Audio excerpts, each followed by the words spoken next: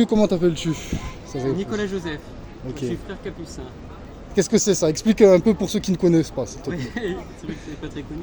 C'est une communauté religieuse catholique qui fait partie de la famille franciscaine. Donc les franciscains, c'est une famille qui est religieuse, qui est fondée au Moyen-Âge par saint François d'Assise en Italie. Ah, il m'a parlé de Saint François d'Assise, Ah oui. qui faisait partie des pauvres.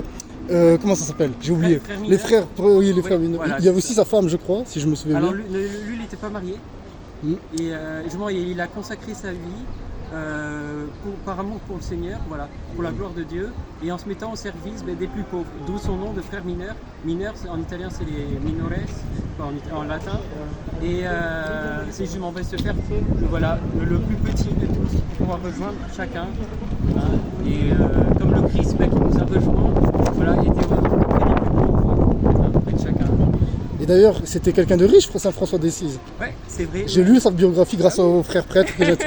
C'était quelqu'un de riche qui est devenu, Ouais. gloire à Dieu. J'ai lu ça. Là maintenant, on a quelqu'un qui fait partie de sa congrégation. C'est ça, voilà, mais oui, c'est le fils d'un riche marchand italien. Amen. Et voilà, il avait plein d'argent, tout ça. Tout humainement parlant, il avait tout pour avoir une belle vie, hein, Oui. aux yeux du monde du moins. Mais petit à petit, il a compris qu'il y avait voilà, plus grand, plus beau que l'amour de l'argent. Amen. Et que finalement, l'amour de Dieu, voilà, c'était la seule chose qui pouvait vraiment combler son cœur. Et c'est ça qui t'a fait devenir, qui t'a fait entrer dans la congrégation? C'est de regarder sa biographie ou qu'est-ce qui t'a fait devenir t'engager?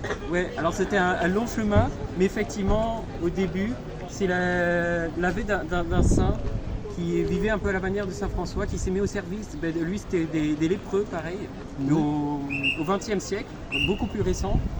Et finalement, il a donné sa vie pour transmettre le trésor qu'il avait reçu, ce trésor d'amour.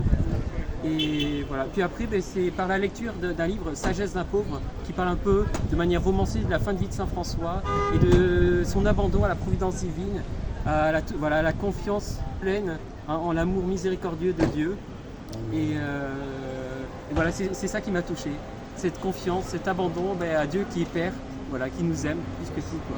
Et c'est comme ça que tu as rencontré le Seigneur. C'est ça que j'allais te demander. Voilà, c'est ça. comme ça Alors, que tu as- déjà, lui m'a rencontré, il est venu me chercher.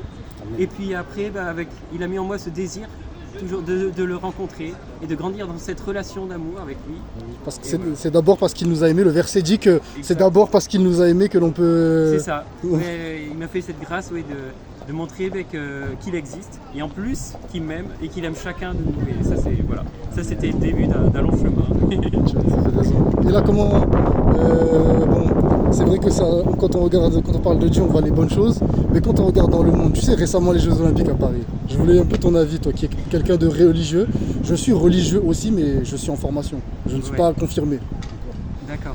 C'est ça que j'allais te demander. Que penses-tu de ce qui s'est passé là, le blasphème de la Sainte Seine? Oui. Alors ça, c'est chaud. Personnellement, moi, j'ai pas eu l'occasion de regarder, voilà, Ok. tout ça. Mais c'est vrai que j'ai eu des échos, donc voilà, ça reste juste des échos. Ok. Mais c'est sûr. Alors, il y aurait deux. En tant que chrétien surtout. En tant que chrétien, comment de ce qu'on doit faire? Mais c'est sûr que en tant que chrétien, voilà, quand on touche, quand on fait du mal à une personne qu'on aime, ça nous blesse. C'est sûr qu'on se sent blessé. Après, il ne faut pas oublier que Jésus, quand il était sur terre, quand il est venu au milieu de nous il y a 2000 ans, il était persécuté. On a craché sur lui, on l'a flagellé, on l'a crucifié. Amen. Et donc finalement, le mal qu'on lui fait aujourd'hui, c'est C'est comme le il y a même. 2000 ans finalement. Et donc, il a dit, le serviteur n'est pas au-dessus de son maître. Et donc finalement, si nous on est persécutés, Heureux celui qui s'est fait. exactement, heureux soyons-nous, parce que oui, on est persécutés. Et donc voilà, finalement, c'est comme ça. Et il ne faut pas oublier que, oui, il y a des gens, et peut-être par ignorance, même si ils ont l'impression de savoir vraiment ce qu'ils font, c'est souvent, au fond, par ignorance, parce que si vraiment ils connaissaient Jésus, ils ne pourraient pas lui faire du mal. Mais voilà, et nous qui avons la chance de connaître Jésus, Qu'est-ce qu'on doit faire? non mais qu'est-ce qu'on peut faire? Déjà, de savoir que ce qui compte, voilà, on n'est pas plus grand que lui, et puis que nous aussi par notre vie,